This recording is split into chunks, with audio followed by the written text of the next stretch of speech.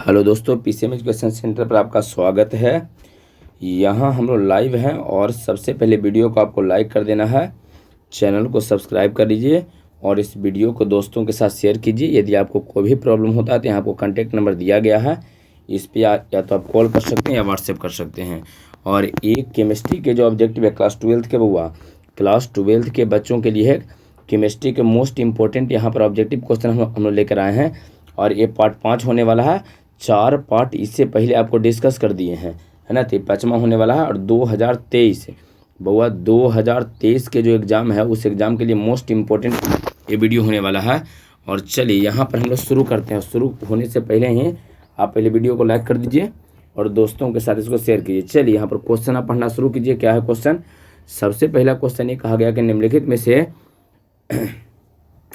में से किन्हीं यौगिकों का आयनन विभव समान होता है। आपको ये बताना है कि जो दिया गया इसमें से कौन सा ऐसा पेयर है, जोड़ा है नहीं, approximately equal ionization potential in following pair is, है ना। ये जो पेयर दिया गया उसमें इक्वल, अप्रोक्सीमेटली इक्वल, लगभग समान आईपी वैल्यू किसका होता है, आयोनाइजेशन पोटेंशियल लगभग समान किसका ये आपको बताना है ना। चलिए यहाँ पर आपको ऑप्शन दिया गया, पहला में देखिए जेनॉन है, ऑक्सीजन है, हीलियम ऑक्सीजन है, नाइट्रोजन कार्बन है और नन ऑफ दीज। तो इस ऑप्शन में आपको ये बताना है कि कौन सा ऐसा जोड़ा है जिसका आयनन विभव लगभग समान है ना, approximately equal ionization potential in the following pair is, ये आपको बतानी है। चलिए जल्दी से आप कमेंट कीजिए इसका आंसर कौन सा होगा, लगभग समान किसका होता है आईपी वैल्यू, ये आपको बताना है।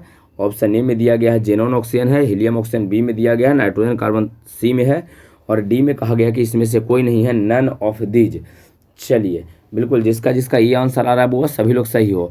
जेनॉन और ऑक्सीजन का आयनन विभव लगभग समान होता है, ये आपको ध्यान रखना है।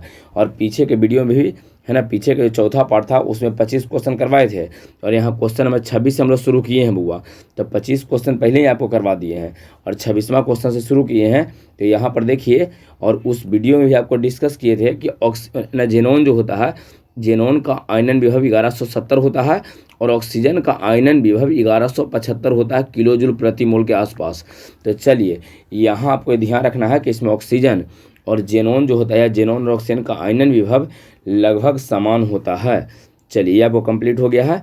तो चलते हैं अगर नेक्स्ट क्वेश्चन की ओर हम लोग चल रहे हैं। यहाँ पर देखिए अगला क्वेश्चन क्या है।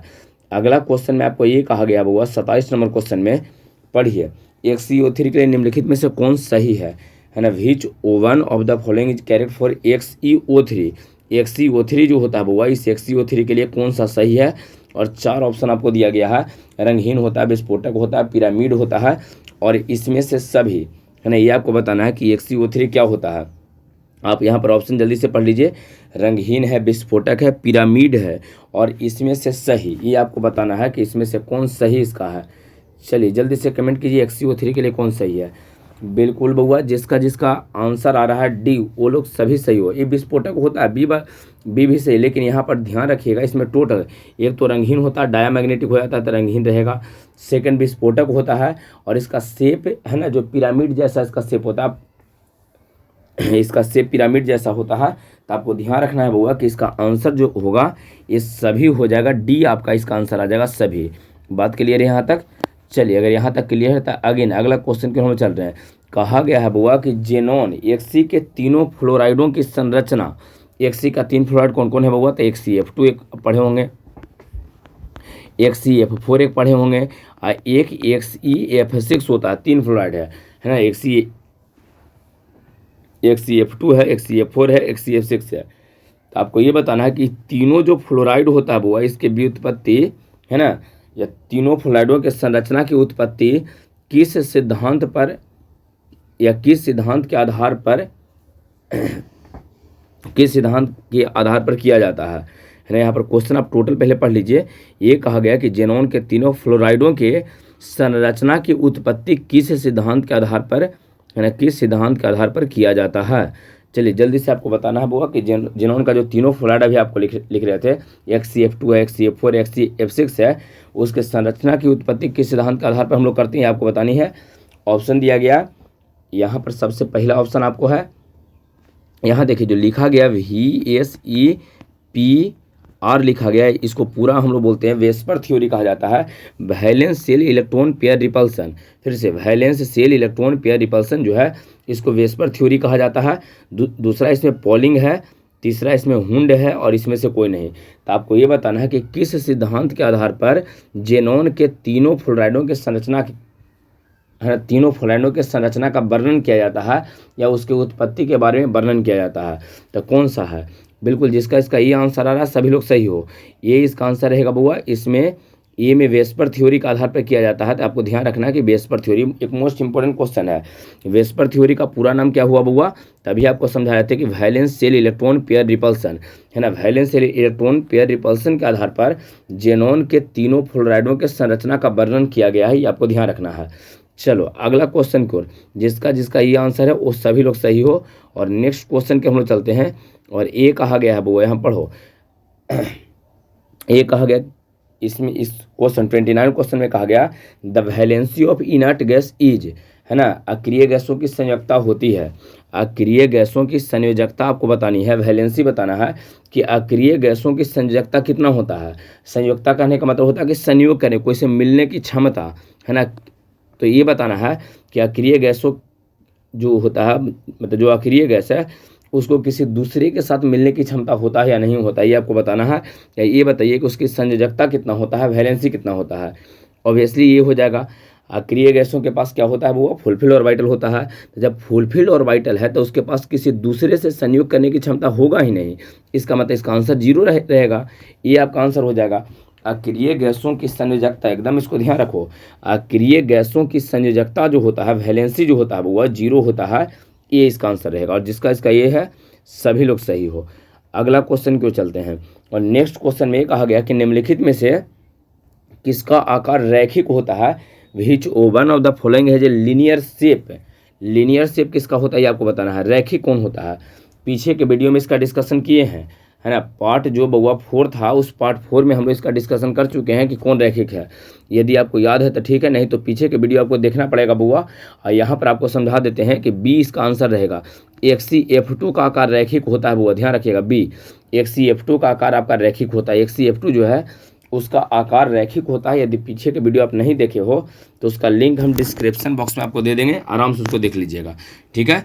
चलो अगला क्वेश्चन को चलते हैं। कहा गया है कि निम्नलिखित में से कौन सा गैस एक परमाणुक होता है, मोनोएटॉमिक। पीछे के वीडियो में सारा डिस्कशन कर दिए थे आपको, है ना। यहाँ केवल एप्लीकेशन है, तो चलिए समझिए। निम्नलिखित में से कौन सा गैस एक परमाणुक है। Which of the following gases molecules is monoatomic, है ना। यहाँ आपको ये बताना है कि कौन मोनोएटॉमिक होता है, इसमें से कौन सा गैस आपका मोनोएटॉमिक है। चलिए जल्दी से आपको बताना है कि इसका आंसर क्या, ऑक्सीजन है, हीलियम है, नाइट्रोजन है, क्लोरीन है। ऑक्सीजन, हीलियम, नाइट्रोजन, क्लोरीन, जल्दी से बताइए। मोनोएटॉमिक का भी डिस्कशन पीछे के वीडियो में हम लोग किए हैं, तो जल्दी से बताओ इसमें कौन सा रहेगा वो एक परमाणविक, है ना। एक परमाणविक कौन सा रहेगा, मोनोएटॉमिक कौन सा रहेगा, तेजी पूर्वक कमेंट कीजिए। हाँ बाबा, जिसका जिसका आंसर बी है सभी लोग सही हो। जिसका आंसर बी आ रहा है सभी लोग सही है। मोनोएटॉमिक कौन रहेगा बुआ, तब बी इसका आंसर हो जाएगा। आंसर इसका बी रहेगा। चलो अगला क्वेश्चन क्यों चलते हैं। नेक्स्ट क्वेश्चन में समझो क्या है। हाँ पढ़िए यहाँ पर क्वेश्चन, निम्नलिखित में से किस तत्व का सबसे अधिक यौगिक होता है। कौन सा ऐसा इसमें से तत्व है जो सबसे अधिक यौगिकों का निर्माण करता है। Maximum number of compounds are known in case of, किसमें सबसे अधिक यौगिक का निर्माण होगा, ये आपको बतानी है। किसमें से कौन है जिसका सबसे अधिक आपका यौगिक रहेगा बउआ। सबसे अधिक यौगिक किसका होता है। ऑप्शन है krypton, helium, argon, xenon. Krypton है, हीलियम है, आर्गन है, जेनॉन है। इसमें से सबसे अधिक यौगिक का निर्माण कौन करता है ये आपको बताना है। चलो जल्दी से कमेंट करो इसका, जल्दी से आप एक कमेंट कीजिए कि इसमें सबसे अधिक यौगिक का निर्माण कौन करता है। चलो वो बिल्कुल जिसका इसका आंसर डी आ रहा है वो सभी लोग सही हो। जेनॉन, डी आंसर इसका हो जाएगा। Xenon form many more compounds. और जेनॉन कंपाउंड आपको ये भी डिस्कस किए थे कि जेनॉन जो कंपाउंड है वो पीछे के वीडियो में डिस्कशन किए हैं कि जेनॉन ऑक्सीजन, ध्यान रखिएगा, ऑक्सीजन और फ्लोरीन के साथ ही कंपाउंड बनाता है। तो जेनॉन का सबसे अधिक यौगिक होता है। और जेनॉन किसके किसके साथ कंपाउंड बनाता है बउआ, तो जेनॉन ऑक्सीजन और फ्लोरीन। तो इसका आंसर आपका यहाँ पर डी हो जाएगा। आंसर जेनॉन रहेगा। जेनॉन ऑक्सीजन और फ्लोरीन के साथ ही कंपाउंड बनाएगा, ध्यान रखना है आपको। इसके अलावा और किसी के साथ यौगिक कंपाउंड का निर्माण नहीं करता है, ये भी आपको ध्यान रखना है। चलो अगला क्वेश्चन को चलते हैं, ये भी मोस्ट इंपॉर्टेंट क्वेश्चन है। इसमें कहा गया कि electronic configuration of inert gas, inert gas का इलेक्ट्रॉनिक कन्फिग्रेशन क्या होगा, इलेक्ट्रॉनिक विन्यास क्या रहेगा बउआ इनर्ट गैस का। अक्रिय गैसों का इलेक्ट्रॉनिक विन्यास आपको बताना है, ये बताना है कि अक्रिय गैसों का इलेक्ट्रॉनिक विन्यास होता है क्या रहेगा। चलो ऑप्शन में ए में दिया गया है ना NH2NP6, यहाँ देखिए ऑप्शन ए में दिया गया है। सेकंड दिया गया NH2NP3, NH2 और NH2NP2, बताइए जल्दी से कौन सा रहेगा। अक्रिय गैसों का इलेक्ट्रॉनिक विन्यास क्या होगा बउआ, जल्दी से बताओ इसको, इसके बारे में जल्दी से बताइए। अक्रिय गैसों का इलेक्ट्रॉनिक विन्यास, electronic configuration of inert gas क्या रहेगा। बिल्कुल ठीक है बउआ, जिसका इसका ये आ रहा है सभी लोग सही हो। आप लोग को पता है कि अक्रिय गैसों का जो अक्रिय गैस है उसके पास फुलफिल्ड ऑर्बिटल होता है, और फुलफिल्ड ऑर्बिटल टोटल का टोटल NH2 और NP6 ये तो होता है बउआ, है ना। एन के स्थान पे कभी 1 कभी 2 कभी 3 4 इस तरह से रहता है। तो अक्रिय गैसों का बउआ ध्यान रखना है आपको, इलेक्ट्रॉनिक विन्यास क्या हो जाएगा NH2NP6, NH2NP6। चलो अगला क्वेश्चन क्यों चल रहा है, निम्नलिखित में से कौन सा तत्व F2 से अभिक्रिया नहीं करेगा, कौन ऐसा तत्व है जो फ्लोरीन से अभिक्रिया नहीं करेगा। यहाँ जो फ्लोरीन है, फ्लोरीन तो बड़ी रिएक्शन करे वाला है, आपको पता है कि इसका इलेक्ट्रॉनिक एक्टिविटी बड़ी ज़्यादा है, फिर भी कौन सा इसमें है जो फ्लोरीन से रिएक्शन नहीं करेगा, ये आपको बतानी है। व्हिच, या चलिए यहाँ पर इंग्लिश में आपको लिखा गया the element which has not yet been reacted with fluorine is, कौन जो है इसमें फ्लोरीन के साथ रिएक्शन नहीं करेगा, ये आपको बताना है। 4 ऑप्शन दिया गया, क्रिप्टन है, आर्गन है, जेनोन है, रेडोन है। चलिए तो अच्छा, अगर आपको पता होगा बउआ तो ठीक ठाक है, और यहाँ पर थोड़ा समझ लो, ऐसे इसका आंसर आई थिंक कि आर्गन होने वाला है, आर्गन इसका आंसर रहेगा। जिसका इसका आर्गन आ रहा है सभी लोग सही हो, लेकिन देख लेते हैं। जैसे ही बताइए इसमें क्या कौन कौन है, तो हीलियम है ना, ये अक्रिय गैसों में हीलियम होता है, नियोन है, आर्गन है, क्रिप्टन है, जेनन है, रेडोन है। तो जैसे जैसे नीचे की ओर हम लोग चलते हैं बउआ, है ना, नीचे की ओर चलते हैं तो सब अभिक्रिया करने वाला हो जाता है। तो इसमें बताइए सबसे ऊपर में हीलियम आपको दिया है, नहीं दिया है, नियोन भी आपको नहीं दिया है, तो बचा आर्गन। तो ये आर्गन जो है बउआ कभी रासायनिक अभिक्रिया में भाग नहीं लेगा। अगर आपको हीलियम और नियोन देता था आंसर ऊपर वाला आपको लिखना था, है ना। जैसे जैसे नीचे की ओर चलते हैं तो उसका आयनन विभव घटता है, तो घटने के कारण इलेक्ट्रॉन आसानी पूर्वक दे सकता है। लेकिन हीलियम और नियोन और आर्गन ये सब जो होता है, इसके पास आयनन विभव बड़ी ज़्यादा होता है ना, इसके पास इलेक्ट्रॉन देने की क्षमता नहीं होता है। तो इस कारण से आपका इसका आंसर जो हो जाएगा बउआ आर्गन रहेगा, ये ध्यान रखना है। तो आंसर आपका क्या हो जाएगा, आर्गन। इसका आंसर आपका हो जाएगा आर्गन, बी आंसर इसका हो जाएगा बउआ आर्गन। ठीक है, इसका आंसर आपका बी हो जाएगा आर्गन। चलो नेक्स्ट क्वेश्चन की ओर चलते हैं, और अगला क्वेश्चन में देखिए क्या दिया गया आपको। चलिए फिर से सेम क्वेश्चन यहाँ पर आ गया है, केवल इसमें आउटर मोस्ट आपको लिख दिया है। Which of the outer most electronic configuration represent argon, argon के बाहरी सेल का बताना है आपको इलेक्ट्रॉनिक विन्यास। अच्छा, आर्गन भी तो अक्रिय गैस है बउआ, आर्गन भी तो अक्रिय गैस है, तो जो अक्रिय गैसों का इलेक्ट्रॉनिक विन्यास होता है वहीं आर्गन का होगा। तो जल्दी से बताओ, पीछे क्वेश्चन में इसका डिस्कशन किए हैं, 35 नंबर क्वेश्चन का आंसर आपको बताना है। पीछे क्वेश्चन में जस्ट अभी पीछे आपको इसका डिस्कशन कर दिए थे। तो बताइए आप आर्गन का इलेक्ट्रॉनिक विन्यास कौन सा है। बिल्कुल ये जिसका इसका सभी लोग सही हो, NH2NP6 आपका आंसर हो जाएगा, वो NH2NP6 ये आपका आंसर रहेगा, NH2NP6 ये आपका आंसर हो जाएगा, है ना। Outer most electronic configuration represent argon, तो आर्गन क्या रिप्रेजेंट करेगा बउआ, तो NH2NP6, NH2NP6 आपका ये आंसर रहेगा, NH2NP6। ठीक है, NH2 और NP6 ये आपका आंसर हो जाएगा। चलिए अगला क्वेश्चन 36 नंबर क्वेश्चन की ओर चल रहे हैं बउआ। यहाँ देखो 36 नंबर क्वेश्चन में क्या आपको दिया गया है, पढ़िए।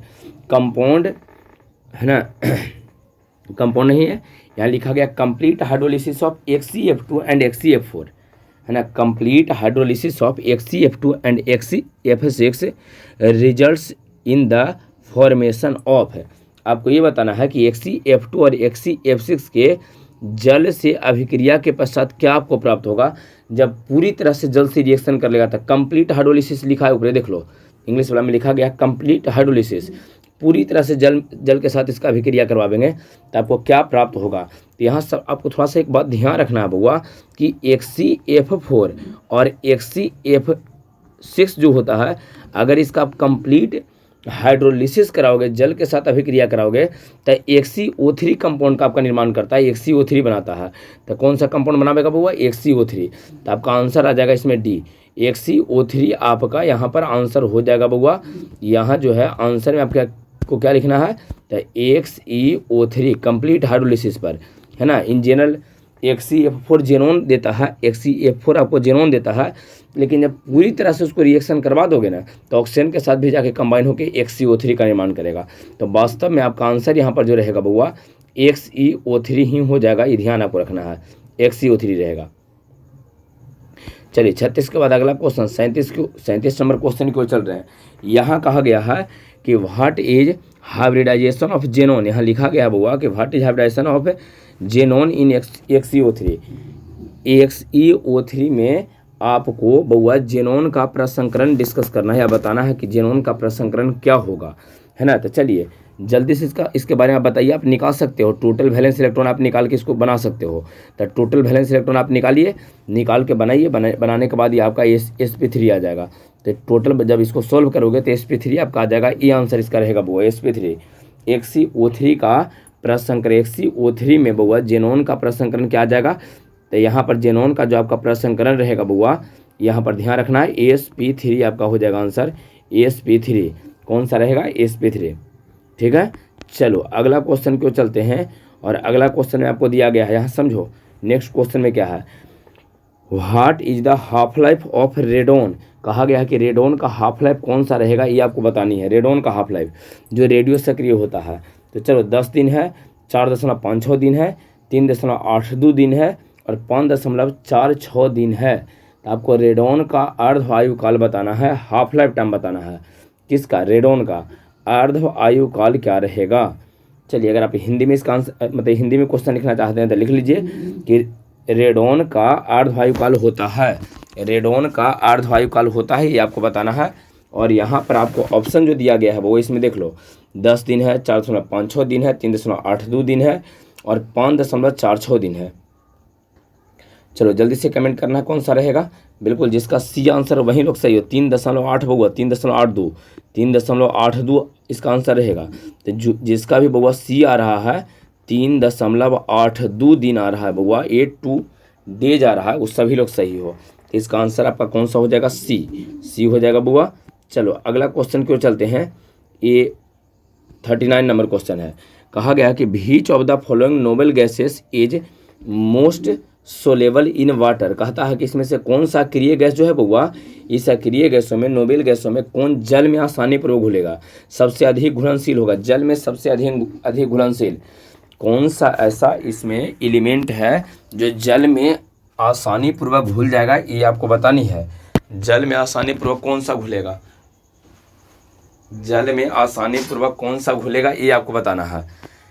चलिए 4 ऑप्शन है, हीलियम है, रेडोन है, क्रिप्टन है और नियोन है। चलिए जल्दी से बताइए। हाँ वो जिसका इसका बी आंसर है, सभी लोग सही हो। रेडोन इसका आंसर हो जाएगा। रेडोन जो होता है मोस्ट सोलेबल होता है, वही ध्यान रखना, मोस्ट सोलेबल होता है। जल में सबसे अधिक सोलेबल घुलनशील कौन है? तो रेडोन यहाँ पर रहेगा। जो अक्रिय गैसों में केवल कर रहे हैं, रेडोन सबसे अधिक सोलेबल होगा, वाटर सोलेबल सबसे अधिक रहेगा। चलिए अगला क्वेश्चन क्यों चलते हैं भैया। नेक्स्ट क्वेश्चन में चलिए। चलो यहाँ आपको ये कहा गया है कि एंजाइम है मोस्ट इम्पोर्टेंट, अति महत्वपूर्ण, जिसको हम लोग कहते हैं एकदम मोस्ट इम्पोर्टेंट क्वेश्चन आपका है। 2021 में के एग्जाम में पूछा भी है। यहाँ देखो 2021 के एग्जाम में आपको इसको पूछा भी गया है कि एंजाइम क्या होता है, और केवल 2021 नहीं, इससे पहले भी कई एग्जाम में आपको पूछा है।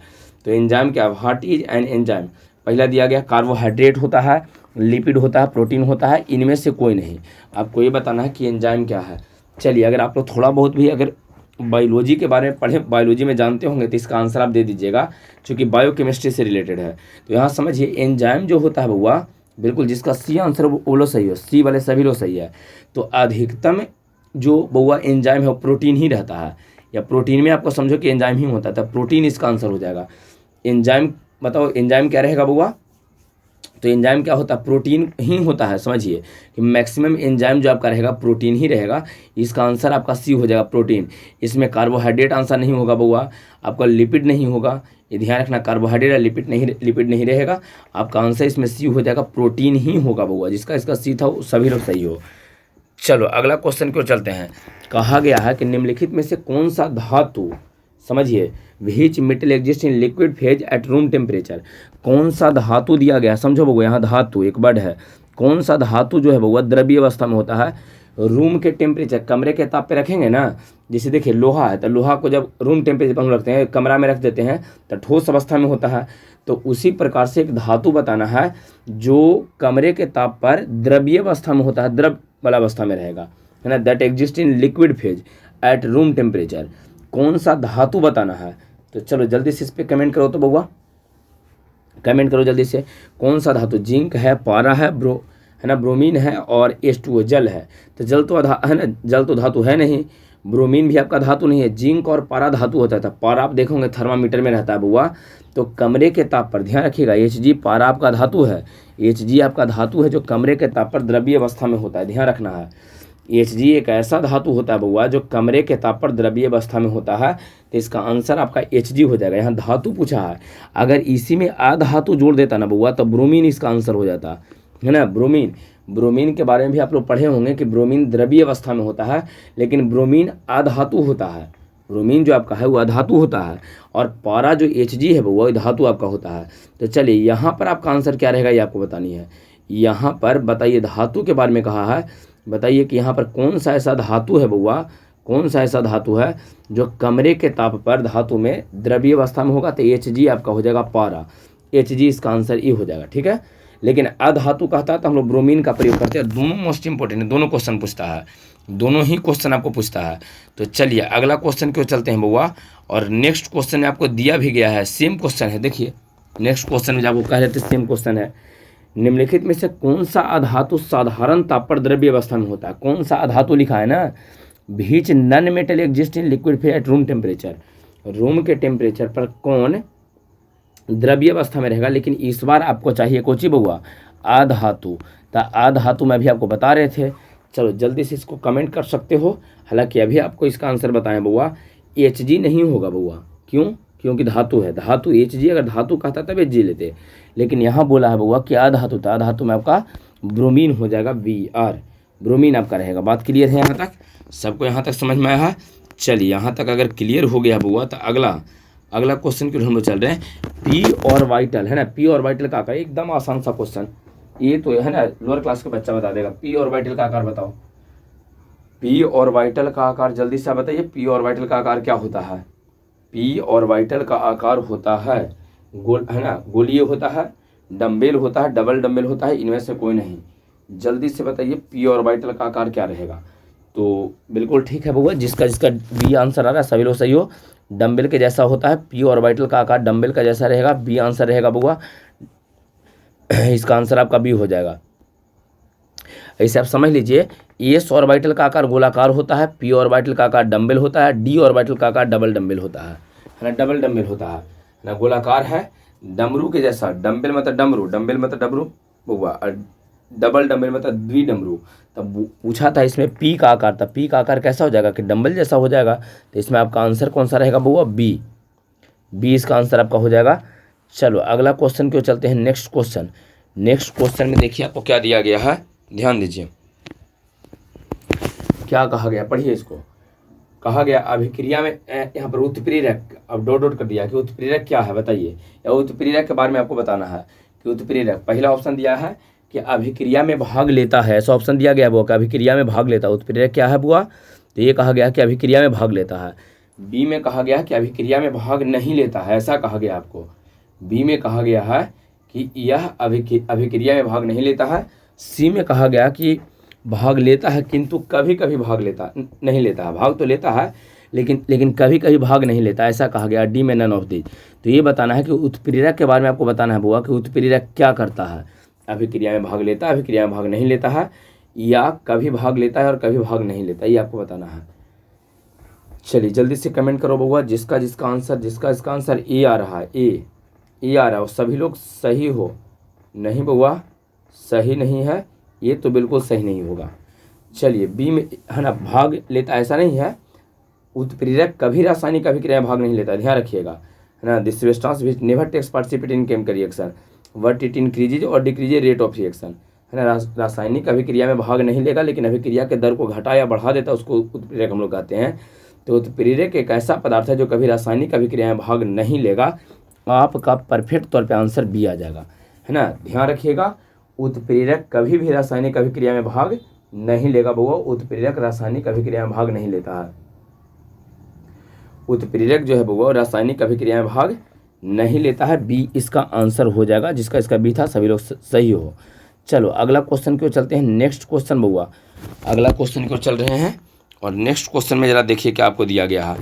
मानव शरीर नहीं उत्पन्न करता है, द ह्यूमन बॉडी, है ना, the human body does not produces, क्या है बउआ जिसका उत्पत्ति मानव शरीर नहीं करता है। एंजाइम है, विटामिन है, हार्मोन्स है, डीएनए है। डीएनए तो बनता है, हार्मोन्स भी बनता है बउआ, है ना। तो आपको ये बताना है कि एंजाइम और बी में कौन सा आंसर रहेगा, एंजाइम और विटामिन में कौन सा आपका आंसर रहेगा। ये बताना है कि मानव शरीर क्या उत्पन्न नहीं करता है, शरीर में क्या उत्पन्न नहीं होता है, ये आपको बतानी है कि क्या मानव शरीर में उत्पन्न नहीं होता है। एंजाइम है, विटामिन है, हार्मोन्स है, डीएनए है। बिल्कुल जिसका आंसर बी आ रहा है वो लोग सभी सही हो हुआ, है ना। जिसका बी आंसर आ रहा है, विटामिन हमारे शरीर प्रोड्यूस नहीं करता है, तब फिर अगर विटामिन प्रोड्यूस करता हुआ तो विटामिन क्या है, तो विटामिन एक ऐसा पदार्थ है जिसके कमी से हम लोग रोग ग्रसित हो जाते हैं। रतौंधी हो गया, विटामिन ए की कमी है। बेरी ज़्यादा भूख नहीं लग रहा है, विटामिन बी की कमी है। तो अगर विटामिन हमारे शरीर में बनता ही तो हम लोग रोग ग्रसित होते क्यों, तो हमारे शरीर में विटामिन नहीं बनता है, मतलब मानव शरीर क्या उत्पन्न नहीं करता है बउआ, तब विटामिन क्या उत्पन्न नहीं करता है, विटामिन, बी इसका आंसर हो जाएगा। मानव शरीर बउआ विटामिन उत्पन्न नहीं करता, ये बात आपको ध्यान रखनी है। चलिए नेक्स्ट क्वेश्चन क्यों चल रहे हैं, अगला क्वेश्चन। वीडियो को सबसे पहले आपको लाइक कर देना है, चैनल सब्सक्राइब कर लीजिए और दोस्तों के साथ इसको शेयर कीजिए, ठीक है।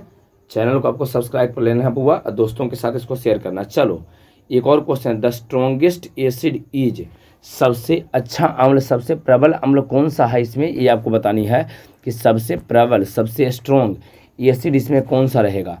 चलिए यहाँ 4 को आपको ऑप्शन दिया गया है, वो जल्दी से कमेंट करो तो। HClO4 है, HClO3 है, HClO2 है, HClO है। HClO4, HClO3, HClO2 और लास्ट में HClO दिया है। तो ये बताना है कि सबसे प्रबल अम्ल कौन है, सबसे स्ट्रॉन्गेस्ट एसिड इसमें कौन है, ये आपको बतानी है। चलिए सबसे प्रबल, चलो बुआ जिसका इसका ये आंसर आ रहा है सभी लोग सही हो, ध्यान रखिएगा। मोर ऑक्सीजन मोर एसिडिक बुआ, जितने ज़्यादा ऑक्सीजन की संख्या उतना ही ज़्यादा एसिडिक होता है। तो पहला में देख लो तो ऑक्सीजन के गो है, 4 गो है, पहला में यहाँ देखो 4 ऑक्सीजन है, दूसरा में 3 ऑक्सीजन है, एक में 2 गो है, इसमें 1 ही ऑक्सीजन है। तो मोर ऑक्सीजन मोर एसिडिक आपको ध्यान रखना है। पहला इसका HClO4 आपका आंसर हो जाएगा। HClO4 सबसे अधिक एसिडिक रहेगा बुआ, HClO4 जो है बुआ सबसे अधिक एसिडिक होगा, ठीक है। तो यहाँ तक सबको क्लियर हो गया है बउआ। चलो अब थोड़ा सा समझ लीजिए, सबसे पहले तो लाइक शेयर और सब्सक्राइब को कर ही देना है। ये आपको पहला जो वीडियो अपलोड किया उसमें पार्ट 1 है, पार्ट 2, पार्ट 3, पार्ट 4, ये 4 वीडियो अपलोड कर दिए थे और ये आपका पार्ट 5वां होने वाला है जो आपको अब है ना कंप्लीट करवा दिए हैं। तब 5 पार्ट इसमें कंप्लीट आपको करवा दिए हैं बउआ। ये टोटल जो भी पार्ट में वो क्वेश्चन करवाए हैं सारा का सारा मोस्ट इंपॉर्टेंट है। 2023 का जो बोर्ड एग्जाम होगा बउआ उसमें इस तरह के क्वेश्चन आपको पूछेगा ही, और 2023 के तैयारी में आप अभी से लग जाइए, है ना, अभी से आपको इसकी तैयारी करना शुरू कर देना है, ठीक है। तो चलिए अब रहने देते हैं, इतना सारा क्वेश्चन आपको दिए हैं, ये टोटल आपको कंप्लीट करना है, याद करना है, कॉपी पेन पेपर लेके बैठिए, है ना, और उसको टोटल नोट कर लीजिए कॉपी में, आंसर के साथ और ऑप्शन के साथ जो भी है आप इसको नोट कर लीजिए और इसको बार बार रिपीट आप करते रहिए, ठीक है। चलिए।